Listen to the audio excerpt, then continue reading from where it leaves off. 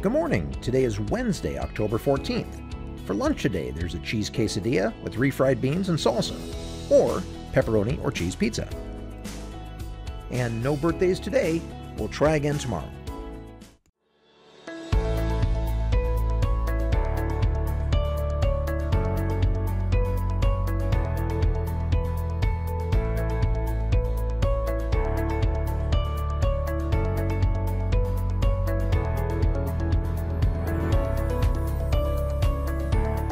Hey everybody!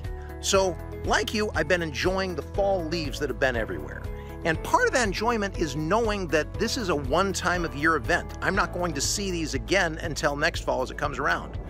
But as I learned from Ms. Hoke recently in 5th grade science, those colors have actually been there all along. When we see green plants, we associate that with life and growing things. This happens not only on a small scale, like with grass, but also on a large scale with fields and trees and forests. Now, the reason growing plants are so green is because they contain organelles called chloroplast, which in turn are filled with chlorophyll, which are able to convert sunlight to sugars, which then in turn feed the plant. And that's a huge deal, because chlorophyll doesn't just feed plants, but also all the animals that feed on those plants. As a result, chlorophyll is the basis of the entire food web that makes life possible. But in the fall, when it's colder and there's less light because the days grow shorter, that chlorophyll starts to die off. And when that happens, the green in the leaves goes away with the chlorophyll, revealing the other colors that were in those leaves all along. So in other words, this yellow tree right behind me here and that red one a bit farther back have always been red and yellow, and it's taken the fall to bring those colors out as the chlorophyll dies down. Now, just like the trees are usually the same color, in middle school, as in many places in life, there's a lot of pressure on people if they stand out or are different than other people.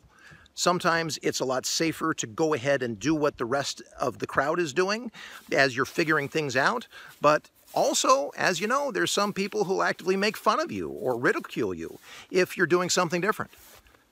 Just like these trees are not showing all the colors that are in them all the time, oftentimes at school we're trying to mask our differences and try to be more of the same in order to fit in. Now, please know that even though life is like this sometimes, it does get better and life doesn't have to be that way. Usually the older people get, the more comfortable they become with their own strengths and showing their differences. And at the same time, the more comfortable they become with other people's differences and allowing them to be who they are. So just like trees need a change of season in order to show their colors, we need a sense of safety and a sense of comfort in difference to be able to show ours. So today's challenge is to talk in your homerooms and advisories about what we can do to help people feel safe enough to show their differences, to show their true colors. This is going to be a tall order. This is not easy, but if we work at it, we can get there. All right, you take care.